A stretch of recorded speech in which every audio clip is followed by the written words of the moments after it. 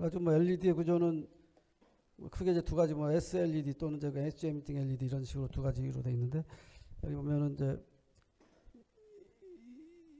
여기에 이제 요 웨이퍼의 그 표면을 이런 식으로 이제 그 에칭을 깎아내 가지고 여기서 나오는 그 포톤들이 요 표면으로 방출이 잘 되게 만드는 거예요. 그래서 이제 그 서피스 에미팅이라 그러고, 그다음에 그 엣지 에미팅은 요게 요 노란색으로 되어 있는 게 저기 웨이퍼의 표면입니다. 이게 노란색으로 되어 있는 게 이제 웨이퍼의 표면이고, 그래가지고 이제 그 표면을 뭐 이런 식으로 해가지고 여기를 툭 자르거든. 여기를 툭 잘라내면 요 단면이 이런 식의 단면이에요. 요 잘라낸 면이. 그럼 이제 그 면에서 저기 빛이 나오게 만드는 거. 그건 이제 그 엣지 에미팅 LED입니다.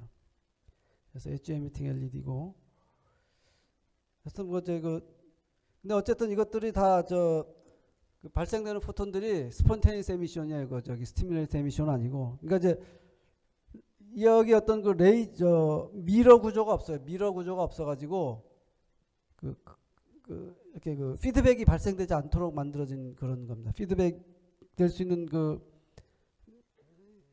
메커니즘을 만들지 않은 그런 반도체 광원입니다, 이게.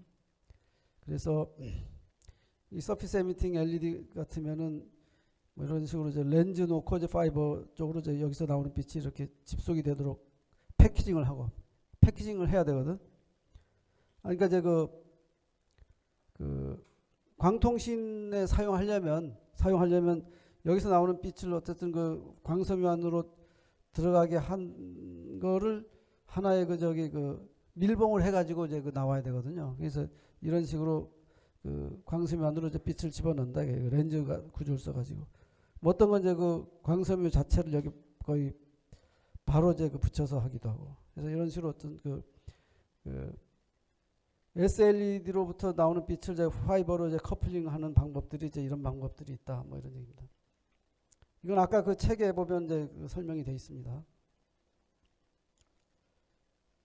그래서 이제 LED는 아주 제일 간단한 형태의 반도체 광원인데, 그 특징을 보면은 스폰테니스 에미션. 그래서 레이저 다이오드 구조를 만들 필요가 없어요. 그래서 단면 거울을 만들 필요가 없기 때문에 그 가격이 싸다. 레이저 다이오드에 비해서는 싸다. 이제 요거는 좀. 그런데 파워는 굉장히 작다 이거죠. 5 안으로 커플링되는 파워가 이제 굉장히 작아. 그러니까 이제 이거 뭐냐면, 예를 들어 이렇게 해서 여기서 발생되는 그 포톤들이 사방팔방으로 사실은 다 나오거든. 이렇게도 나오고 이렇게도 나오고 뭐 아래도 나오고 그럴 텐데, 그 중에 이렇게 나오는 것만 사용하는 거야. 그러니까 여기서 발생되는 그 포톤의 개수는 우리가 그 흘려준 전류에 비례해서 이제 전체적으로 나오지만, 한 10,000개가 나오면 한 10개 정도만 쓰는 거야. 예를 들면 여기 포톤들이 10,000개가 나오면은 한 10개 정도만 이제 사용할 수 있다. 그러니까 파워가 작죠. 그 옵티컬 파이버로 커플링 되는 파워가 작고, 그래가지고 이제 한 0.1mW 정도의 파워를 발생시키는, 이게 뭐 0.1mW면 이제 얼마인지 여러분들이 잘 이해를 잘 못할 텐데, 어쨌든 우리가 그 레이저 포인트에서 나오는 그 빛의 그 파워가 한 뭐 1mW 정도 된다고 보면 돼요. 1mW, 뭐 5mW. 레이저 포인트 빨간색 나오는 거 보면 이제 진하게 나오잖아요. 그것도 뭐 더 밝은 것도 있지만, 그래서 그게 한 1mW, 2mW 정도 되는 그런 이제 레벨입니다. 그럼 이제 그 LED의 파워는 한 0.1mW 정도. 그러니까 파워가 작으니까 숏 디스턴스 커뮤니케이션에만 적절하다. 일단 송신 파워가 작으니까 멀리 못 보내겠죠, 신호를. 그렇게 됩니다. 그다음에 스펙트럼이 넓다. 이 스펙트럼이 넓다는 얘기는 자발 방출이기 때문에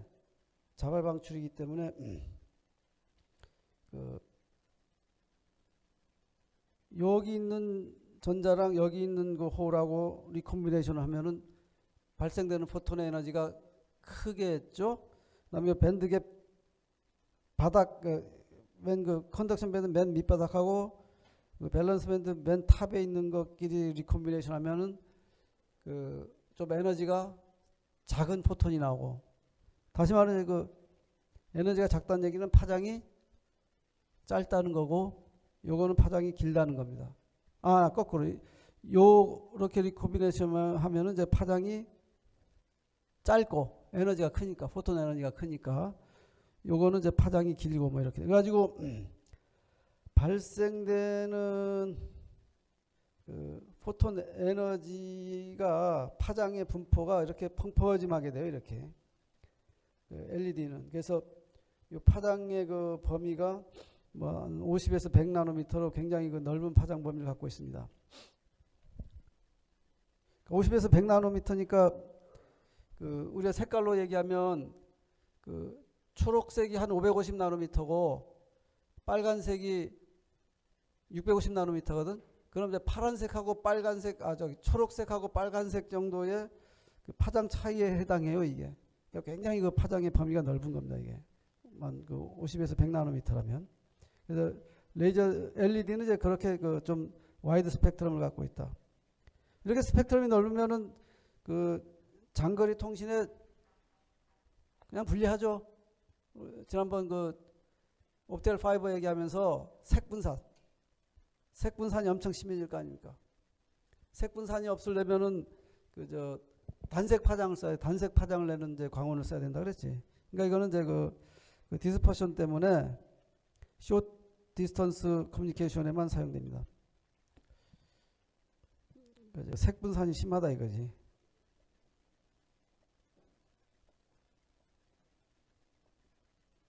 파장이 이제 분산이 매우 크다. 그래서 이제 장거리 통신에만 사용될 수 있다. LED의 그 스펙트럼이 이렇게 넓은 반면에 LD, 레이저 다이오드, 반도체 레이저는 굉장히 샤프합니다. 이렇게 뭐 몇 나노미터 또는 0.1 나노미터 정도로 이제 샤프한 특성을 갖게 돼요. 그리고 이제 이거는 그 디렉셔널 그 지향성이 없다 이거죠. 그래서 그 파이버 커플링이 나쁘다. 이건 지난번에 아까 얘기한 거고. 그다음에 그 변조 속도는 수백 메가 bps 정도. 그러니까 이제 그 고속 변조를 할 수가 없습니다 이게. 그래서 뭐 아날로그 모듈레이션도 할 수 있는데 그거는 그 전류 흘려준 전류하고 이제 그 파워. 이제 그 여기에 그 LED가 있으면 거기에 이제 전류를 이렇게 흘려주잖아. 그럼 이제 그 거기서 여기서 발생되는 파워가 P라고 하면 그 전류하고 파워의 그 커브를 그리면 이렇게 그 좀 리니어하다가 이렇게 좀 이렇게 그 세츄레이션 되는 그런 특성을 가지게 됩니다. 그래서 이렇게 좀 리니어한 영역에서는 그 아날로그 변조를 할 수 있죠. 아날로그 변조라는 건 뭐예요? 변조하려고 들어가는 입력 신호하고 나오는 출력 신호가 동일한 모양을 가진 걸 아날로그 변조라고 얘기하지. 에? 아날로그 모듈레이션. 그러니까 이제 이런 영역에서는 내가 전류를 이런 파형을 넣잖아요. 그럼 그거에서 나오는 그 파워도 요런 요 모양을 그대로 유지하게 된다 이거죠. 그럼 이제 대충 한 요 범위의 전류를 흘려주면은 아날로그 모듈레이션을 그 왜곡 없이 할 수 있죠. 근데 만약에 이 경우에 이제 전류의 이 전류 파형이 막 이렇게 되는 전류 파형을 넣었다 이거야. 그럼 여기 나오는 이제 이 광 파워는 이쪽에서는 많이 눌려버리겠죠. 눌려서 나오겠지. 그러니까 그 왜곡이 발생하게 되지. 그러니까 그렇게 되면 이제 아날로그 변조가 아닌가, 제대로 된 아날로그 변조가 아닌 거죠. 그래서 아날로그 변조를 아날로그 모듈레이션을 잘 하려면 리니어한 영역을 써야 돼요. 어떤 트랜스퍼 커브에서. 그래서 이제 그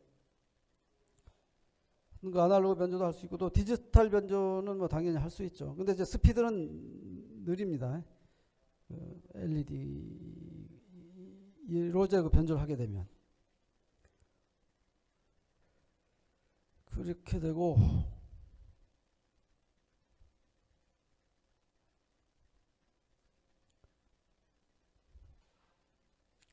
그리고 이제 강의 노트에 뭐 이렇게 좀 지저분하게 쓰여 있는데, 이건 이제 그 어떤 60와트 전구가 있는데 60와트 전구가 있는데 그 중에서 이제 그 빛으로 나오는 건 한 5와트 정도 나온다고 하자 이거지. 5와트도 안 나올 거예요, 사실은 빛은. 대부분 열로 많이 나오지. 텅스텐 램프 같으면. 그래서 한 5와트 정도의 그 광 파워가 발생된다 그러면은 그걸 가지고 이제 그 광섬유로 코어의 직경이 110 마이크로미터밖에 안 되는 광섬유로 이제 그 집속을 하려면 요거에서 뭐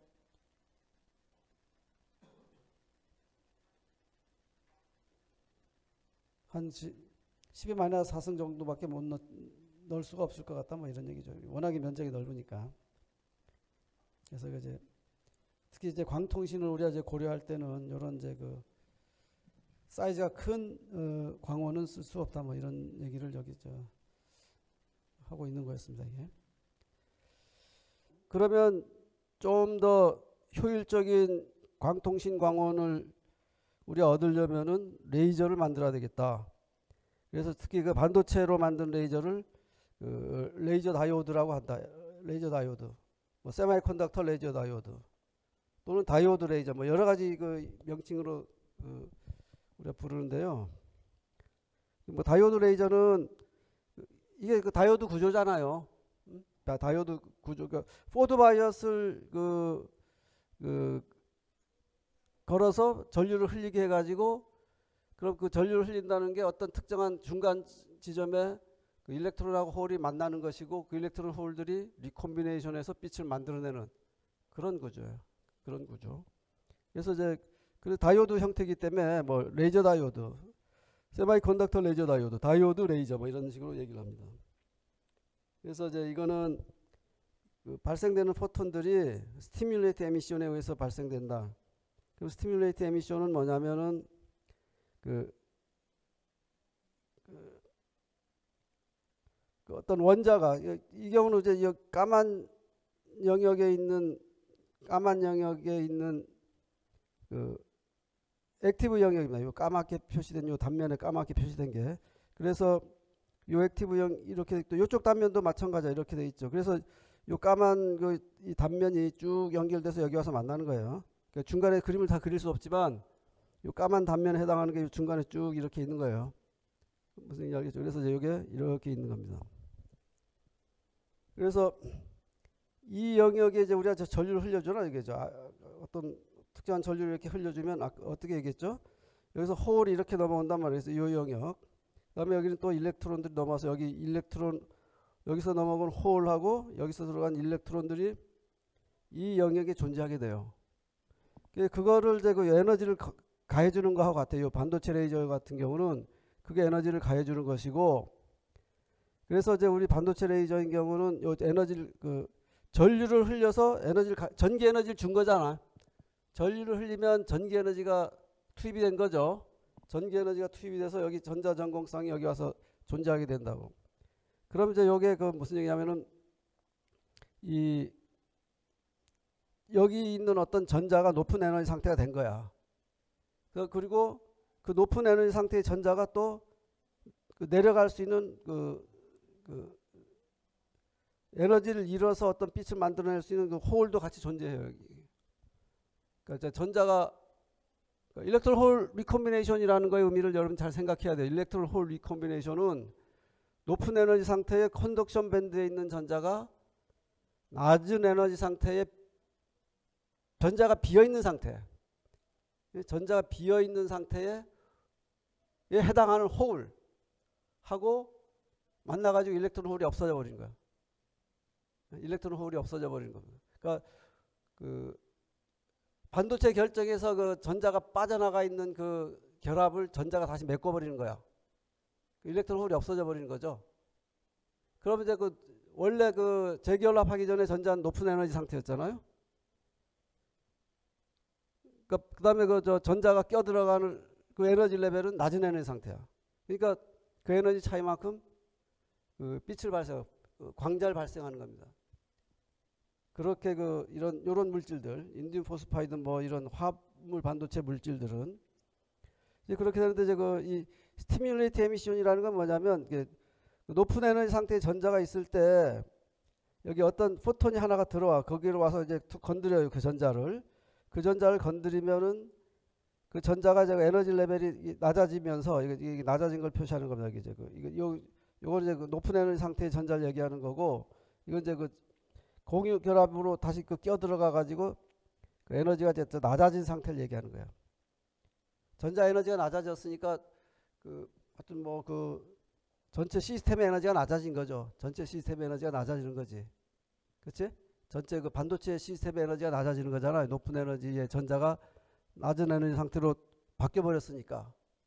그러면 이제 그거에 해당하는 만큼 요 포톤이 와서 저극해 가지고 그거에 해당하는 원래의 이 자극한 스티뮬레이션 한 포톤하고 똑같은 포톤을 만들어내는 거. 그걸 이제 그 유도 방출이라고 얘기합니다. 스티뮬레이트 에미션. 그러니까 자발 방출하고는 좀 달라. 자발 방출은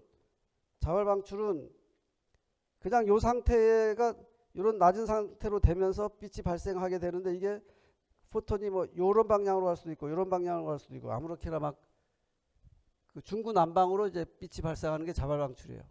근데 유도 방출은 얘가 있는데 이 포톤이 와서 자극을 하면 하자마자 자극을 하는 순간에 그거하고 똑같은 쌍둥이 포톤이 만들어지는 거. 그걸 이제 그 유도 방출이라고 얘기합니다. 그래서 물리학적인 어떤 현상이에요. 실제 그 자연에서 발생하는 현상입니다. 그래서 그런 현상을 이제 발견을 한 거죠. 그래서 이제 그걸 유도 방출이라고 한다. 그래서 이제 유도 방출을 하면은 어떻게 되냐면 이 반도체 레이저에 요 까만 영역 있잖아요. 까맣게 표시된 요 영역. 여기서부터 여기까지 이렇게 쭉 가죠. 요 까만 영역이 이렇게 쭉 가게 되는데, 그 까만 영역만 여기 옮겨 놓은 거야. 이 그림은 요 액티브 에어리어에 해당하는 요 까맣게 표시된 게 요겁니다. 여기 요 단면. 그다음에 요쪽 단면은 요쪽 단면이야. 그래서 이제 그 두 단면 요 까만 단면의 요 박스만 직육면체만 이렇게 이제 그림을 이렇게 옮겨 놓아서 그린 겁니다. 그래서 그럴 때 이 전류가 흐른다는 얘기는 에너지가 공급이 되는 거고, 그럼 여기에 여기 요 점들은 요 그레이로 표시된 요 점들은 뭐냐면은 전자야. 예를 들면 전자입니다. 전자. 예를 들면 이제 높은 에너지 컨덕션 밴드의 에너지를 갖고 있는 어떤 전자들이야. 그럼 이제 여기 그림이 안 그려져 있지만 여기에 홀들도 여기 있어요. 홀들이. 여기 전자고 전공들도 여기 있는 거야. 그럼 어떻게 됩니까? 전자는 높은 에너지 상태야. 컨덕션 밴드 에너지 레벨이니까. 잘 생각해 보세요. 그 다음에 홀은 좀 낮은 에너지 상태입니다. 밸런스 밴드니까. 근데 이제 이게 포톤이 와서 이렇게 전자를 툭 건드리거든? 그럼 이 전자가 되면 에너지 상태가 낮아져요.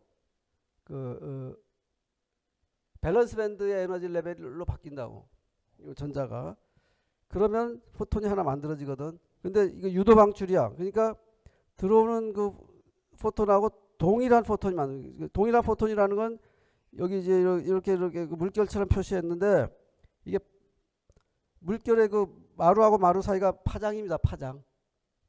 그래서 파장이 똑같아. 그 다음에 진행하는 방향도 같아.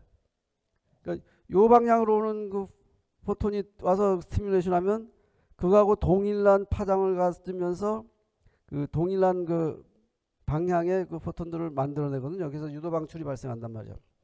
그러니까 이걸 이제 좀 더 얘기하면 이제 이런 요런 어떤 특정한 에너지를 갖는 포톤이 와서 건드려요. 저 전자를.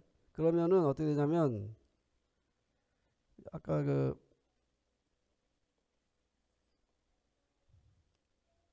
여기서 여기로 이제 뭐 포톤이 어떻게 뭐 이렇게 오는 거예요. 요 방향으로 이렇게 오고 있는데 그게 와서 요 전자를 건드려요. 그러면은 그 예를 들면 이제 그 어떤 요만한 에너지를 갖고 있는 전자가 저기 포톤이 들어온단 말이에요. 요만큼 요 전자하고 요 포톤의 요 전자하고 이 호울의 에너지 레벨의 차이만큼 해당하는 에너지를 갖고 있는 그 포톤이 들어와요. 그러면은 이 전자를 건드려 가지고 요만큼 내려오면서 그 에너지만큼의 그 포톤이 하나가 더 생성돼서 같은 방향으로 진행하게 됩니다. 여기 보면 이제 요 에너지 차이만큼 해당하는 그 에너지를 갖는 전자들은 뭐 꽤 여러 개 있을 수 있잖아. 여기 보면은. 그죠? 여러 개 있을 수 있죠. 그래서 그 에너지를 갖고 있는 전자 그러니까 요 에너지 차이가 요 일렉트론하고 호울의 에너지 차이가 들어오는 그 포톤의 저기 에너지하고 동일한 어떤 그 값을 갖는 그 전자 전공쌍들이 그 리콤비네이션 하는 거야. 리콤비네이션 하면서 들어오는 그 포톤의 에너지하고 동일한 에너지를 갖는 포톤들이 자꾸 이제 그 복제가 되는 겁니다. 복제가 돼요. 그런 과정이 이제 발생하게 되는데 그래가지고 이제 그 동일한 파장을 갖는 그 포톤들이 하나 더 만들어지고 방향도 그 방향으로 가게 되고 그것을 다시 그 스티뮬레이트 에미션을 또 할 거 아니야. 하나가 2개 되고 2개가 4개 되고 4개가 몇 개 되는 거야. 8개 되고 막 2의 제곱배별로 막 일로 가면서 늘어날 거 아니에요. 그리고 이제 그 스티뮬레이트 에미션은 자발 방출보다 굉장히 빨리 발생하거든요. 그러니까 자발 방출은 뭐냐? 높은 에너지의 전자가 낮은 에너지의 홀 레벨로 자기가 떨어지는 거야. 그러니까 그거는 이제 굉장히 느립니다. 느려. 그러니까 LED 빛을 발생하는 거는 이 전류의 공급에 따른 이 빛의 발생이 좀 느려요. 근데 이 레이저, 이 스티뮬레이트 에미션은 여기 스티뮬레이션 하면 바로 쌍둥이 포톤이 바로 만들어져. 그래서 이제 하나가 2개, 2개가 4개 뭐 이런 식으로 된단 말이에요. 그래서 결국 어떻게 하면 이 레이저에서 또 이쪽에 미러를 만들거든. 여기 미러. 또 이쪽에도 뭐 파셜 미러 같은 거를 이제 만들어 놔요. 그러면 뭐 예를 들어서 이쪽으로 가는 포톤이 있었다. 이 미러의 수직인 그러니까 처음에는 스폰테니스 에미션에 의해서 빛이 발생합니다. 이게 자발 방출에 의해서 그럴 거 아니에요. 처음에는 이제 전류가 흘려지면은 여기서 전자전공쌍들이 있으니까 그거에 의해서 어떤 자발 방출에 의해서 아무렇게나 중구난방으로 발생하는 빛이 포톤이 있었을 거고 그 중에 이 수직인 방향으로 가는 포톤이 있었을 거야. 그럼 수직인 방향으로 가는 포톤들은 가면서 스티뮬레이트 에미션 하면서 계속 증폭을 해요. 증폭. 이 방향으로 증폭을 해. 근데 이제 이 스티뮬레이트 에미션은 굉장히 강력한 현상입니다. 이게. 그래서 증폭이 되고 다시 여기서 반사가 돼서 다시 거꾸로 가면서 증폭이 되고 뭐 이런 일이 반복되거든. 그래서 여기서 이제 증폭되다가 반사돼서 가고 여기서 반사돼서 다시 돌아오면서 증폭하고 이런 현상이 반복이 되면 여기 있는 전자전공들은 리콤비네이션 하는데 대부분 뭐에 의해서 리콤비네이션 하게 되냐면 유도 방출을 발생하게 되는 거야. 그게 굉장히 강력한 현상이거든요. 그러면 이제 자발 방출은 다 없어져 버려요. 왜냐하면 자발 방출이라는 일이 발생하기도 전에 유도 방출이 막 일어나 버리니까. 그죠? 그래서 처음에 이제 이쪽 방향으로 가는 어떤 이 포톤들이 만들어져서 그것들이 이제 이 좌우로 이 반사하고 이제 왕래하면서 스티뮬레이트 에미션이 마구 일어나면은 결국 이제 스티뮬레이트 에미션이 도미네이스 스폰테니스 에미션 뭐 이런 표현인데 이제 그런 말입니다. 그러니까 유도 방출이 자발 방출을 완전히 도미네이션 하는 거야. 압도하는 거죠. 압도. 그래서 나중에 보면 이 들어온 에너지에 대응되는 어떤 포톤의 에너지가 다 요 거울의 수직인 방향으로 대부분 나오게 된다. 이게 레이저란 말 레이저. 그래서 이제 특히 이제 반도체에서 이 유도 방출을 이용해서 만들어내는 빛 광원이 이제 반도체 레이저입니다. 그래서 이제 그러니까 이렇게 만들어진 그 빛은 광원은 이제 직진성도 있을 것이고, 그다음에 스펙트럼도 내로워요. 그러니까 왜냐하면 들어오는 그 포톤하고 동일한 그 파장들이 주로 발생하기 때문에 이 내로한 스펙트럼이 얻어지게 됩니다. 그러니까 이제 특히 뭐 이제 그 이유는 원래 그 자발방출도 어떤 이제 스펙트럼이 있었잖아요, 이렇게요. 근데 이제 이 자발방출이 좀 어떤 특정한 영역에서 좀 더 세죠. 반도체 물질이 좀 더 세게 나오거든. 그러니까 여기가 특히 이 영역에서 포톤이 아무래도 뭐 요 주변보다 여기 여러분 여기 한 100개가 나와서 여기 101개가 나온단 말이에요. 딱 중앙에서. 그럼 100개가 나오고 101개가 나왔는데 이 101개가 나온 놈은 포톤을 좀 더 잘 만들어내잖아. 조금 더. 그러면 그것들이 자꾸 증폭이 되는 거야. 어? 여러분 10의 제곱 3제곱 하는 것보다 11의 제곱 3제곱 하다 보면 결국 11의 제곱 3제곱이 나중에 다 굉장히 커지죠. 이제 좀 그런 식입니다. 그래가지고 이 유도 방출이 여기서 이제 강력하게 일어나게 되면서 이 에너지가 자꾸 이 안쪽으로 중간으로 이렇게 모이게 됩니다. 이게 유도 방출이 일어나면서 좀 빛이 잘 발생하는 그 영역으로 좀 스펙트럼 폭이 좁아지는 현상이 발생하게 된다. 그래서 이 반도체 레이저는 이제 좀 더 이 직진성이 내로 스펙트럼, 직진성도 있으면서 스펙트럼도 내로하게 돼서 뭐 광통신용 광원으로 유리하죠. 색분산이 작으니까. 광원의 선폭이 작아야 색분산이 작다 그랬죠. 여러분 이제 그 광통신 공부하면서 지난번에 얘기했지만은. 그래서 이제 뭐 대략적으로 얘기하면 이런 이제 이 반도체 레이저 구조를 만들고 여기 흘려주는 전류의 함수로 여기 나오는 이제 광파워는 이제 포톤의 개수입니다. 포톤의 개수.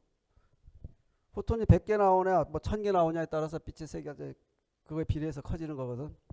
그래서 보면은 전류를 이렇게 늘려주다 보면 어느 순간에 갑자기 쑥 늘어나게 됩니다. 이렇게 나오는 빛의 파워가. 그래서 이제 요걸 이제 임계전류라 부르고 ITH를 임계전류라 트레시홀드 커런트라 부르고 뭐 어떤 특정한 레이저들은 요 값이 한 10에서 20mA 정도 나오고 뭐 예를 들면 한 100mA의 전류를 흘려주면 여기에 그럼 한 10mW 정도의 광파워가 나오게 됩니다. 한 10mW라는 거는 특히 이제 우리 반도체 광원인 경우는 이제 여기서 나오는 빛을 뭐 렌즈 시스템 같은 걸 잘 해가지고 이제 그 파이버 안으로 쫙 이렇게 집어넣어요. 집어넣어가지고 그 파이버가 이렇게 뭐 돼지꼬리처럼 이렇게 해서 파이버가 이렇게 나오게 피그테일 된 형태로 나오게 그렇게 제품이 나오게 됩니다. 그래서 옵티컬 파이버로 이제 커플된 파워가 한 10mW 정도, 뭐 1mW일 수도 있고, 하여튼 그런 어떤 파워를 만드는 우리가 얻을 수 있어요. 10mW는 어느 정도냐면 여러분들 이거 레이저 포인터로 빨간색 쪽 직진성 빛이 나오잖아요. 그래서 이제 벽에 보면 빨간색 점이 딱딱 찍히죠. 그거의 파워 레벨이 한 5mW, 뭐 그 정도 되면 5mW. 5mW. 5mW라도 우리 눈에 직접 그게 들어오면 위험하다 그러잖아. 위험하니까 이제 그렇게 조심하라고 하는 거죠. 하여튼 그런 정도의 어떤 이제 파워입니다. 그래서 이제 여기 보면 이제 요 트레시홀드 커런트보다 작은 요령에서 이제 유도 방출이 안 일어나고 대부분 이제 스폰테니 에미션이 일어나는 영역이고 에너지 레벨이 어느 정도 이상 커지면은 유도 방출이 일어나면서 이제 광파워가 급격하게 증가하게 됩니다. 이렇게 선형적으로. LED는 안 그렇죠. LED는 그냥 이렇게 전류의 증가에 따라서 파워가 계속 좀 그냥 밋밋하게 늘어나죠. 이렇게. 그리고 이 파워 레벨도 되게 작고요. LED인 경우에.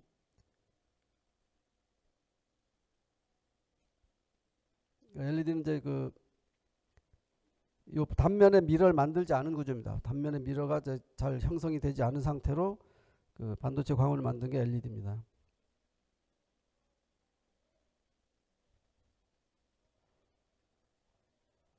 그래서 이제 그 LED의 스펙트럼을 우리가 좀 봐야 되는데, 그러니까 LED는 공진 구조잖아. 그러니까 이제 그 미러에서 한쪽 미러에서 반사돼서 돌아서 다른 쪽 미러에서 반사돼 가지고 이렇게 그 반복적으로 이제 공진을 시키는 구조거든요. 그래서 이제 그 공진 구조니까 오실레이션 하도록 만든 거죠. 오실레이터.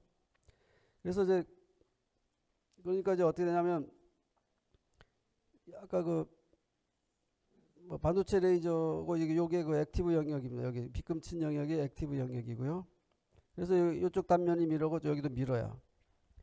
그러면 이제 그 뭐 여기 이 안에서 우리가 이제 포톤이 발생되는 거지만 또 포톤은 그 빛은 또 파동이기도 하죠. 전자기파니까 여기서 어떤 그 파의 형태로 존재하는 거 이렇게 이쪽으로 이동하면서 그 파가 이렇게 그 전자기파가 이동이 되고 여기서 반사돼서 또 전자기파가 이렇게 반대쪽으로 오고, 그래서 이 안에 이쪽 방향으로 가는 전자기파하고 이 반대 방향으로 가는 웨이브가 같이 존재해. 이 영역에. 그러면 이게 이제 그 공명을 하게 되거든요. 공명을 하게 된다고. 이제 뭐 그 비근하게 얘기해서 이제 그 우리가 기타를 예를 들면은 기타 줄을 여러분들이 그 기타 줄이 몇 개가 있나, 뭐 5개인가 몇 개가 있죠. 그거는 이제 그 줄 하나마다 뭐 어떻게 돼 있잖아요. 이렇게 줄이 쭉 이렇게 놓여 있잖아요. 이렇게. 그러면은 그걸 여러분들이 한번 탁 그 튀기면은 거기에 뭐가 발생해? 정상파가 발생하는 거야. 스탠딩 웨이브가 발생하는 거죠. 그렇게 할 수가 없죠. 왜냐면 끝에 딱 그 붙들려 있으니까 정상파가 발생해야 되거든. 맨 뒤 양쪽에 붙들려 있으니까 스탠딩 웨이브가 만들어지는 거예요. 그래서 이런 식의 어떤 스탠딩 웨이브가 만들어지거든. 그래서 이제 뭐 각 튀겨주는 줄마다 스탠딩 웨이브 형태가 이렇게 좀 다르죠. 이렇게.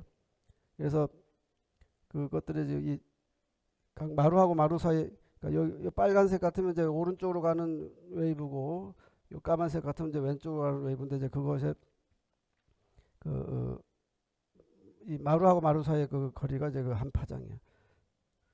그래서 이 안에 이 반도체 레이저 안에 이제 어떤 웨이브가 존재하는데 그 웨이브들이 그 정상파를 이루어야 돼요. 정상파 이 안에서. 그러니까 정상파를 이루어야 되니까 걔가 정상파를 이루려면 이 안에 들어있는 여기서 이제 공진하는 이 웨이브가 특정 파장만 가능하게 됩니다. 특정 파장. 요 조건을 만족해야 되니까 이 어떤 특정한 파장만이 존재해요. 길이가 주어져 있으면 어떤 특별한 파장만 이 안에 그서 살아남을 수 있습니다. 이 파장이 아닌 거는 이 안에 존재하지 못해요. 그렇게 되는데, 그러면은 그 파장이 뭐냐면은 요 반도체 레이저의 길이, 그러니까 2L은 이제 왕복길입니다. 갔다가 왔다가 2L이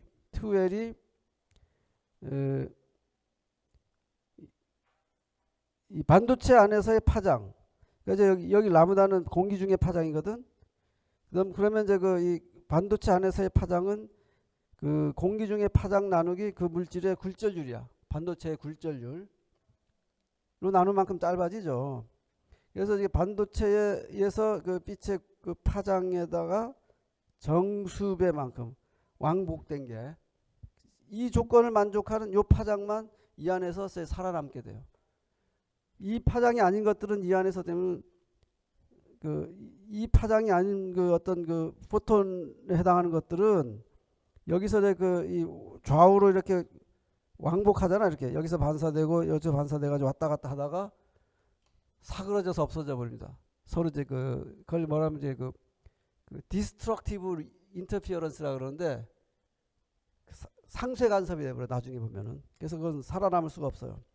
그래서 이 조건을 만족하는 어떤 파장만 이 안에 살아남게 된다. 레이저 구조니까, 공진 구조니까, 공진기 구조기 때문에 그렇단 말이에요. 그래서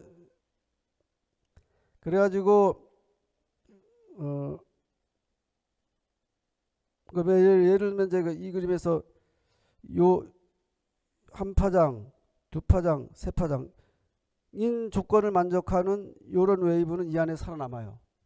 근데 이제 이 그림처럼 이 람다 프라임처럼 한 파장, 두 파장 하고 반 파장하고 약간 더 되는 걸 만족하는 요 람다 프라임이라는 파장을 갖고 있는 포톤은 이 안에서 살아남지 못합니다. 이게 반사돼서 이렇게 다시 돌아가거든요. 여기서 반사돼서 돌아와요. 그래서 이게 그 왔다 갔다 하는 것들이 이 안에서 보면은 나중에 다 합쳐지면은 제로가 돼버려요. 그러니까 랜덤하게. 그러니까 뭐 하고 비슷하냐면 그 페이즈가 0도를 갖고 있는 놈, 15도를 갖고 있는 놈, 30도, 90도. 그러니까 페이즈가 각각 다른 것들이 동시에 존재하게 되거든요. 이 안에 물질 안에서, 이 반도체 안에서. 그래서 페이즈가 이제 여러분들 생각해보세요. 0도, 10도, 20도, 30도 해서 10도씩 차이 나는 포톤들이 그 웨이브들이 한 위치에 딱 존재하게 되면 제로섬이지. 그렇죠? 그래서 이제 하여튼 요 조건을 만족하는 것들만 남기 때문에 그러니까 이제 무슨 옵티컬 웨이브 whose wavelength satisfies 요 에스트레이크 star will survive. 다시 말하면 레조네이션을 하는 거야. in the peripheral laser cavity. 뭐 이렇게 됩니다. 그래가지고 이제 이거를 공진 주파수로 바꾸게 되면 요 파장, 이 조건을 만족하는 파장을 주파수로 바꾸면 이제 주파수는 파장분의 공기 중의 속도니까, 빛의 속도니까, 또는 거꾸로 얘기하면 파장은 이제 F분의 C죠. 그래서 이 2L이 N분의 파장, 그러니까 F분의 C, M. 이 조건, M은 정수예요. 그럼 이제 이 공진 주파수는 F는 ENL분의 C의 이 어떤 정수를 곱한 주파수만 발생하게 된다. 공진 주파수가 발생하게 된다.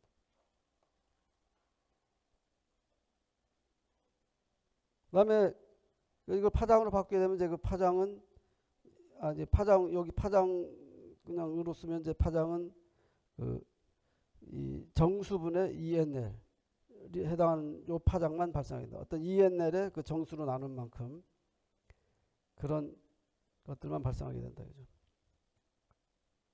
그래서 이제 이 주파수 측에서 발생되는 이 공진 주파수들을 우리가 이제 보면은 요 어떤 이제 정수가 m이라고 할 때 위치가 여기면 m 플러스 1의 정수에 해당하는 거는 요만큼 떨어져 있고 m 플러스 1은 또 같은 간격만큼 떨어져 있고 뭐 그렇게 되겠죠. 그래서 요 델타 FM이라는 게 이제 이 모드 스페이싱 요거 하나하나를 모드라 그러거든요. 이 각각의 공진하는 주파수를 모드라고 부릅니다. 그러니까 이제 여기서 요게 한 모드고 요게 또 한 모드고 이게 또 한 모드고 이래. 그래서 그것들을 이제 모드라고 부릅니다.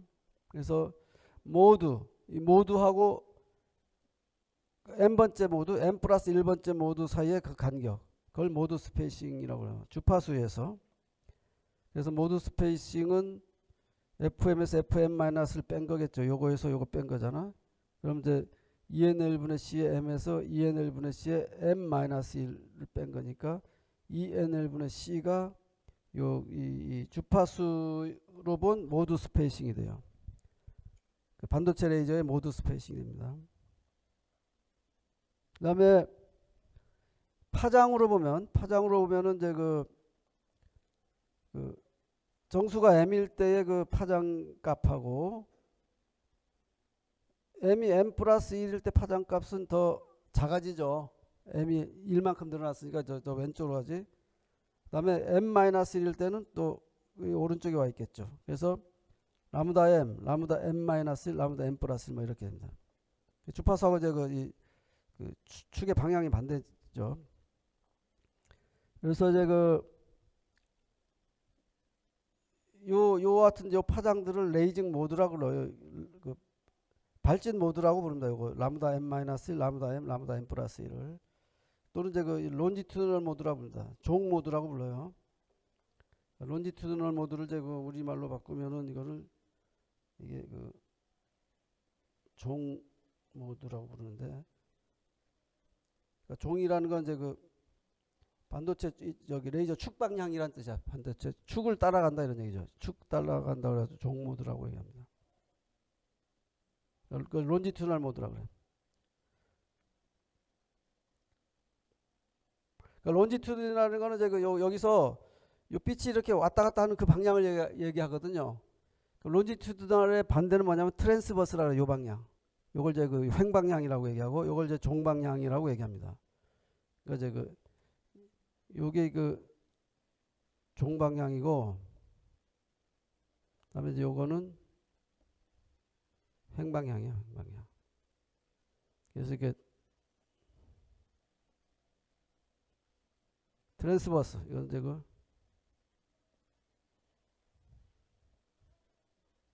그래서 이제 이게 요게 요쪽 방향의 모두잖아. 이게 요 방향을 따른 어떤 제 모두죠, 이게.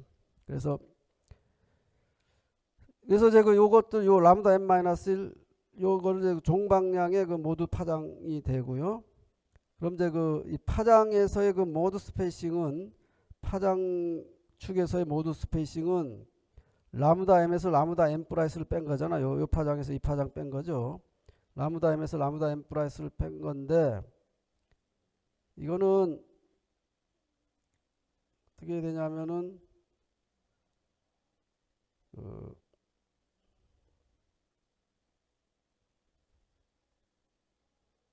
이게 이제 그 관계가 이제 요런 게 돼. 이렇게 그 요 델타 FM에다가 어떤 요런 개수를 곱한 형태로 좀 바뀌게 됩니다, 이게. 그래서 그 여기 없는데.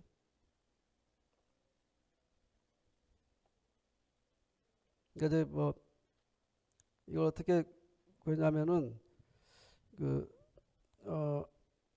라무다하고 그 파장하고 주파수의 관계가 이제 이런 반비례 관계잖아요. 라무다는 F분의 C죠. 그래서 요 F에 대한 이제 그 라무다 파장의 함수를 그리면 이렇게 반비례 함수가 될 거 아니에요. 그러면 이제 그 여기 주파수 축에서 이게 그 델타 F에 해당하는 거에 이 파장 축에서의 델타 라무다로 바꾸고 싶으면 뭘 알면 되겠어요? 요 그래프의 기울기를 알면 되잖아. 그죠? 이 기울기를 알면은 기울기의 델타 F를 구하면 요 파장의 간격으로 바뀌죠. 근데 이제 우리가 델타 FM의 식은 이렇게 쉽게 구했잖아. UNL분의 C라고 요 간격을. 그래서 그걸 이제 요 간격에 대응되는 요 파장 간격을 구하고 싶은 거야. 요거에 대응되는 요 파장 간격을 구하고 싶으니까 요 그래프의 기울기를 찾아내면 됩니다. 그래서 요 기울기가 뭐냐면 그 D 라무다 DF가 마이너스 C분의 라무다 제곱이거든요. 여기 요게. 그래서 요 기울기가 이제 요 값을 가지니까 요 델타 F에 대응되는 델타 라무다, 요 델타 F에 대응되는 델타 라무다는 델타 F의 마이너스 C분의 라무다 제곱을 곱하면 될 거예요. 그래서 요게 됩니다. 그래서 이 델타 F 대신에 요 델타 FM 주파수의 그 모드 스페이싱 값을 갖다 내면은 그거에 대응되는 요 파장에서의 그 모드 스페이싱 값이 나오게 됩니다. 그래서 마이너스 C분의 라무다 제곱, 여기 이제 절대값으로 해야 되죠. 기울기가 음수니까 마이너스 C분의 라무다 제곱에 그 델타 FM ENL의 C를 곱하면 되거든요. 그래서 C분의 라무다 제곱에 ENL분의 C가 되고, 그럼 이제 그 요 파장에서의 그 모드 스페이싱은 뭐 ENL분의 라무다 제곱 뭐 이런 어떤 이런 그 공식이 얻어지게 됩니다. 이렇게 그렇게 되고요.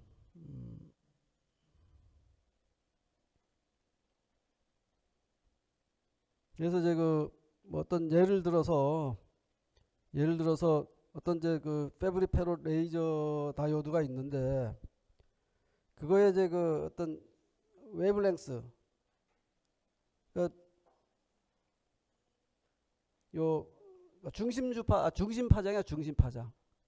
그러니까 이제 이 페브럴 레이저는 요 파장을 중심으로 요 파장을 예를 들면 이제 저런 페브럴 레이저는 예를 들면 이게 1550 나노미터의 파장이라 그러면 요거는 이제 한 모드가 한 모드 스페이싱 떨어져 있는 거. 이것도 한 모드 스페이싱 떨어져 있는 어떤 모드입니다. 그러니까 이게 라무다 제로, 그럼 이게 라무다 원, 뭐 라무다 투, 뭐 이런 식이야.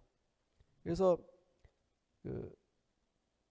그런 이제 몇 개의 파장, 여러 개의 파장들이 성분들이 얻어지게 되거든요. 그래서 이 센터 웨이브랭스가 이제 1550 나노미터를 갖는 어떤 이제 반도체 물질이다 이거지. 이 페브리페럴 레이저가. 그러니까 요 센터 웨이브랭스는 뭐에 의해서 결정돼요? 이거는 이제 요 반도체 레이저의 요 액티브 영역의 요 물질에 의해서 결정됩니다.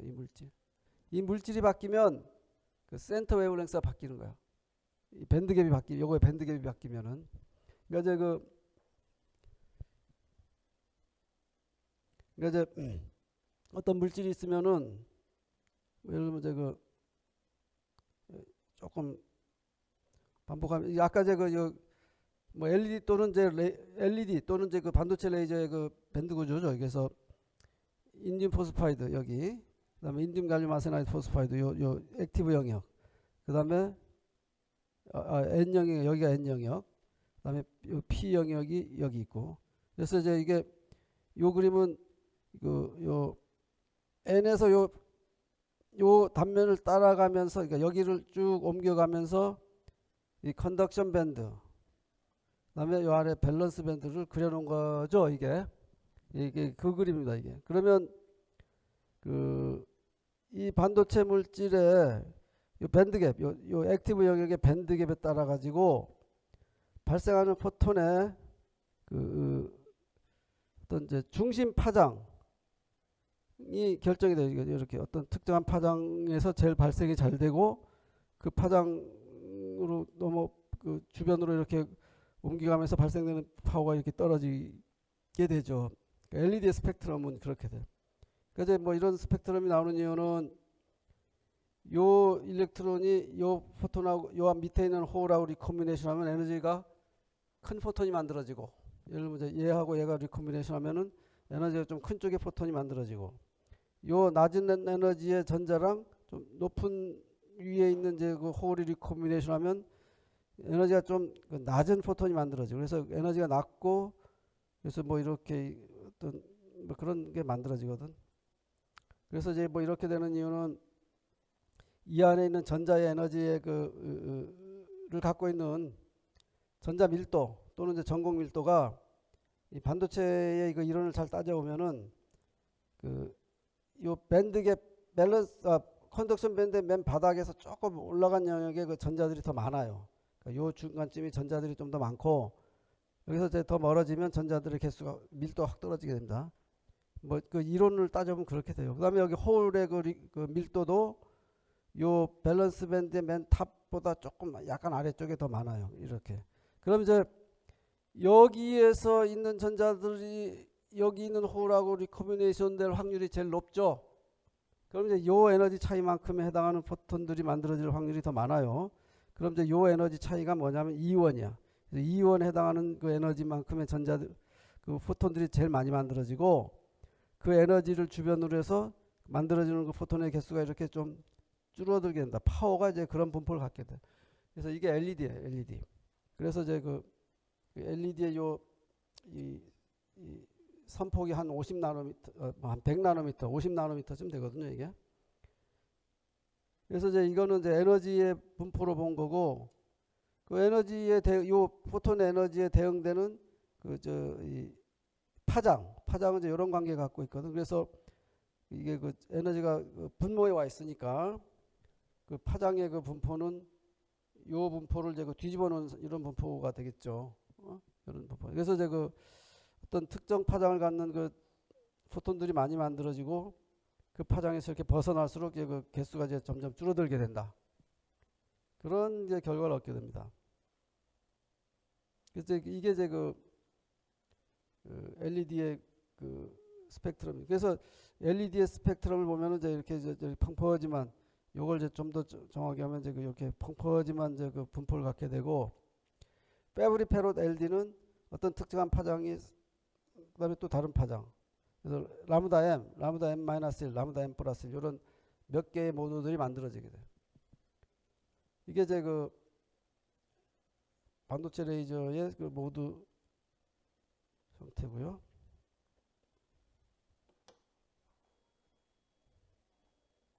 그래서 이제 요 우리가 지금 따져보려고 하는 게, 중심 파장이 1550 나노미터인 어떤 이제 패브리 페롯 LD. 그러니까 중심 파장이라는 거는 어떤 물질인데 그걸 그냥 LED로 봤을 때 어떤 요 파장을 얘기하는 거예요. 이 파장. LED라고 생각했을 때 1550 나노미터의 파장을 갖는 그 레이저 다이오드가 있다. 그래서 이제 그거를 만약에 이제 그 주파수로 바꾸면 이제 그 중심 주파수가 193THz가 되죠. 그다음에 그 반도체 레이저의 길이가 400 마이크로미터이다. 0.3mm. 그다음에 이제 이 안에 있는 그 반도체 물질의 굴절율이 3.6이라고 합시다. 그러면 이제 그 레이징 스펙트럼이 대체적으로 어떻게 될 것인가? 이제 레이징 스펙트럼, 패브리 페롯 LD의 레이징 스펙트럼. 그래서 이제 이거를 따져보기 위해서 아까 저 주파수의 모두 간격을 봅시다. 그러면 이제 그거는 ENL분의 C라 그랬죠. ENL분의 C니까 이게 빛의 속도, 그다음에 그다음에 이 반도체 물질의 굴절율, 그다음에 그 반도체 레이저의 길이 400 마이크로미터. 갖다 놓고 이걸 계산해 보면은 뭐 0.104 곱하기 10의 12승 헬츠가 나오거든. 그러면 이걸 기가헤르츠로 바꾸면 104기가헤르츠에 해당하는 104기가헤르츠. 이거는 뭐 좀 대략적으로 여기서 한 100기가헤르츠쯤 되는 이제 모드 스페이싱을 갖는다고 우리가 얘기할 수 있습니다. 그래서 이제 이 1550 나노미터 근처에서 주파수 간격이 100기가헤르츠가 되잖아요. 그러면은 이 파장의 그 모드 스페이싱은, 파장으로 본 모드 스페이싱 이게 0.8 나노미터에 해당하게 됩니다. 이게. 그러니까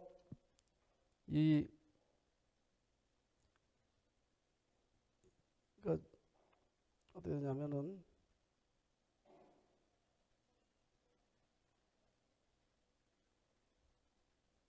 거꾸로 라무다하고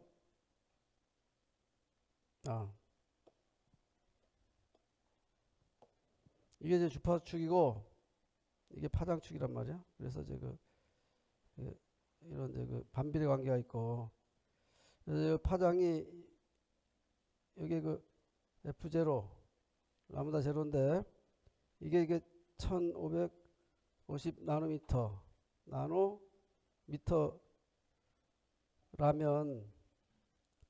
요 기울기 있잖아. 이 기울기가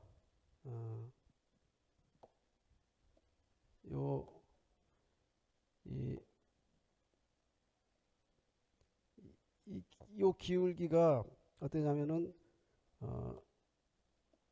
계산을 해보면은 그 마이너스 0.8 나노미터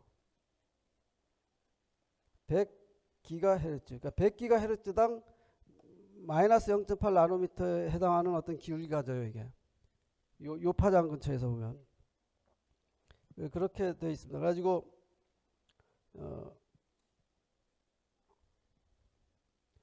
이제 이게 100기가헤르츠, 여기 이제 100기가헤르츠만큼 여기 주파수가 차이가 나는 거는 요 파장으로 보면은 0.8 나노미터만큼 차이가 나는 거거든요. 그래서 이걸 이제 주파수로 본 이제 그 모드를 보면 이제 여기가 제일 이 중심 주파수 또는 중심 파장이 제일 세게 나오겠지. 왜냐하면 애초에 요 파장 근처에서 그 자발 방출이 제일 세게 일어나는 그 파장이었으니까, 예? 그 자발적으로 제일 포톤이 많이 발생하는 그 파장이거든. 그러니까 거기서 이제 그 모두도 좀 더 클 거예요. 그래서 좀 더 세게 발생하고, 그다음에 그거에서 이제 그 M이 1만큼 줄어든 그거에 대응되는 파장이 발생하고, M이 2만큼 줄어든 거에 대응되는 파장이 발생하고 뭐 이렇게 됩니다. M 플러스 1인 파장, 그 다음에 M 플러스 2인 파장이 발생하게 된다. 그리고 이제 그 주파수 축에서 보면은 그 M 플러스 1에 해당하는 주파수 성분, M 플러스 2에 해당하는 주파수 성분이 이렇게 발생돼요.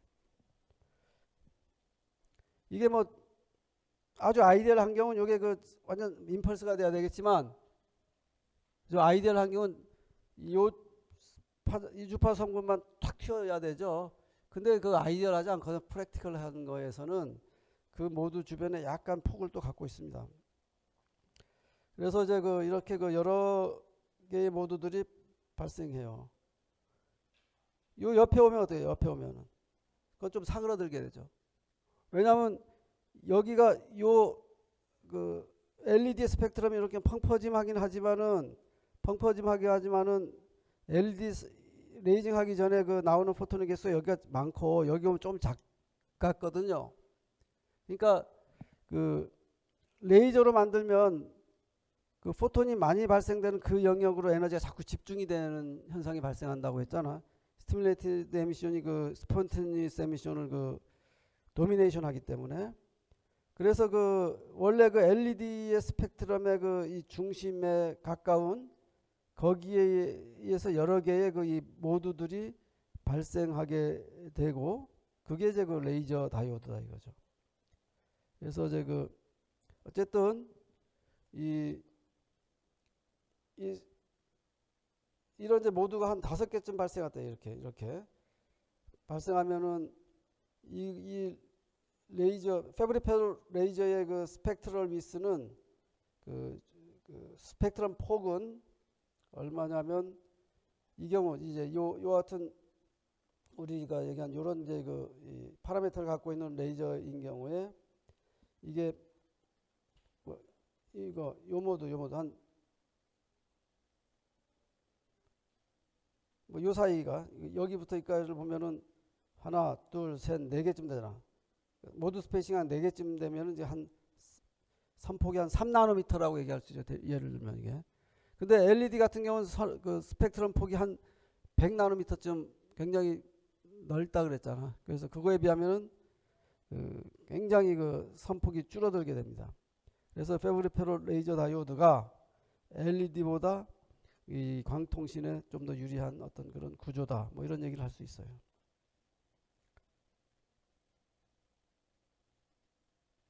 가지고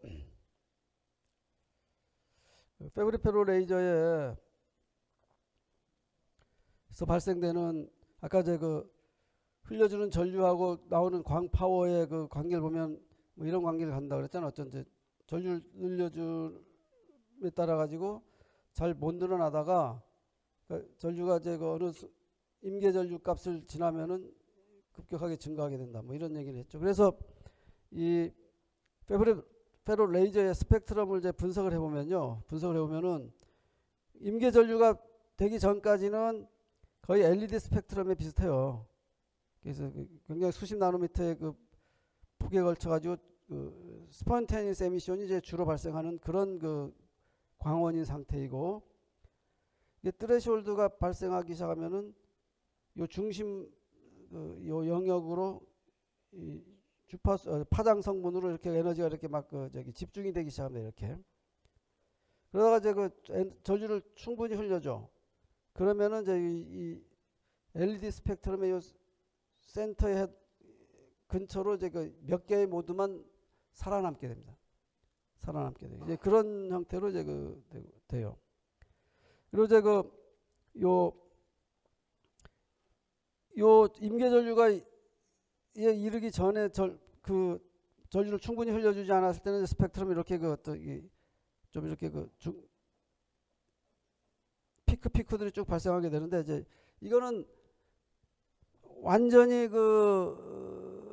레주네이션 하진 않지만은 그 모두에 해당하는 그 파장에서 아무래도 좀 세게 나오겠죠. 조금씩. 예? 완전히 이런 식으로 레이징 되기 전이지만은, 그러니까 이제 LED 스펙트럼하고 레이저의 스펙트럼이 막 좀 약간 혼재가 되어 있는 상태라고 보면 됩니다.